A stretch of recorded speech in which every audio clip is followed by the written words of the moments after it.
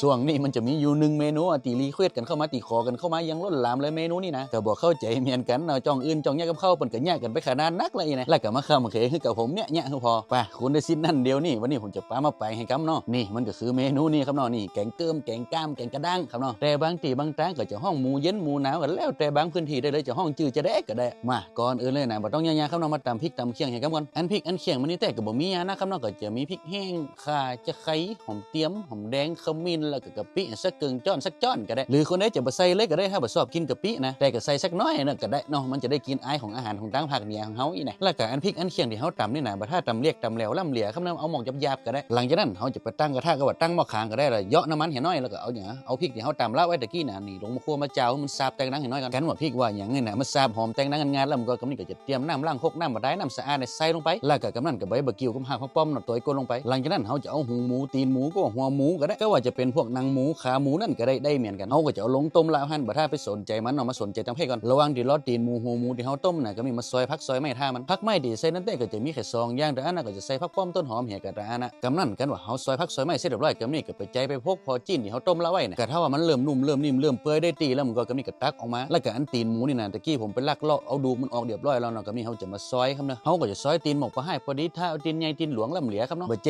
หยาครับเนาะถ้าเฮาซอยตีนใหญ่ตีนหลวงล่ำไปเนี่ยเวลาเฮากินเนี่ยกินยากขนาดนั้นเนี่ยกันว่าเฮาซอยตีนหมูหูหมูเสร็จเรียบร้อยกำนี้เฮาจะไปเอาน้ำมันมาน้ำที่เฮาต้มตีนหมูหูหมูตะเกียนี่เอามากองครับเนาะกองเอากากเอาเศษเอาพริกเอาหยังมันออกอีนะแต่ว่าคนใดจะบ่กองก็ได้นะบ่ว่ากันได้หมดแต่สำหรับผมแล้วแกงกระด้างของผมนี่นะมันจะต้องบ่มีเศษเม็ดหยังเม็ดพริกกากพริกจักคงจักไข่มันนั่นน่ะบ่ต้องการเนาะมาหลังจากที่เฮากองกากพริกเม็ดพริกเสร็จเรียบร้อยก็มีก็จะไปตั้งกระทะตั้งหม้อขางรอบเอาน้ำซุปที่เฮากองเสร็จเรียบร้อยน่ะมาปรุงรสกันปรุงรสก็ปรุงรสตามใจชอบได้เลยก็จะใส่เกลือชูรสผงปรุงรสหมกอีน่ะผมปรุงนะกำนั้นเฮาก็ลองจิลองจิ้มน้ำพอถ้ามันจับมันหยังแล้วเฮาก็จะเอาหูหมูตีนหมูที่เฮาซอยไว้เตรียมไว้ใส่ลงไปหลังจากนั้นเฮาก็จะหับฝาหม้อขางต้มตุ๋นไปสักกามสักจำลำในสักครึ่งชั่วโมงก็ได้เนี่ยให้มันได้ประมาณนี้ก็ถือว่าได้แล้วเฮาก็จะไปเสาะหาหยังภาชนะหยังมาใส่ก็ได้บ่ว่าจะเป็นถ้วยซ้ำถาดกะละมังได้หมดขอให้มันมีองค์ล่องให้น้อยแล้วก็เฮาจะเอาหูหมูตีนหมูที่เฮาต้มแล้วไว้ใส่ลงไปนะหลังจากนั้นก็จัดระเบียบหน้าตาให้มันเป็นเปียงปาดเปียงให้น้อยสุดท้ายก็อ้อยผักป้อมต้นหอมที่เฮาเตรียมไว้น่ะนี่นะช้าอย่างเหมาะอย่างงามเด้อถ้าทำเป็นเล่นได้เด้อแกงกระด้างวันนี้นะ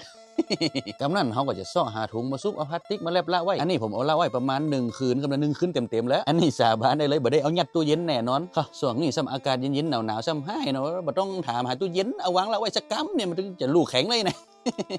แต่กะเนี่ยว่าหน้าตาของแกงเกิมแกงก้ามแกงกระด้างที่ถูกต้องน่ะหน้าตามันต้องจะนี่ครับเนาะแต่หมู่แกงเกิมแกงกระด้างนี่น่ะมันจะมีอยู่2แบบครับเนาะแบบแรกก็จะเนี่ยเจี้ยผมจะเนี่ยนี่ตำพริกตำเคียงใส่แบบ2ก็จะเอาจีนเอาหยังลงไปต้มไปตุ๋นให้กระปรุงรสบ่ต้องตำพริกตำเคียงใส่นะมันจะเป็นแบบใสๆครับเนาะฉะนั้นนะกำนั้นมันก็อยู่ที่เฮาแล้วเนาะเฮาจะมักแบบใดเลี้ยงรสชาติมันก็ถึงบ่จีเหมือนกันละแต่ถ้าถามผมครับผมได้หมดถึง2แบบ2อย่างนี่นะล้ำเหมือนเดียวกันซ้ำได้กินกับข้าวนึ่งฮ้อนยำเจ้าแดดฟาดให้น้อยนี่นะบอกเลยว่าคือและนี่ก็คือเมนูที่หลายคนหลายตาแล้วก็ภาคอื่นน่ะเข้าบ่ถึงแล้วเอาเถอะคนได้มักก็มักขนาดนั้นคนได้บ่มักนี่ก็ถึงบ่มักติ๊กบ่มักตาย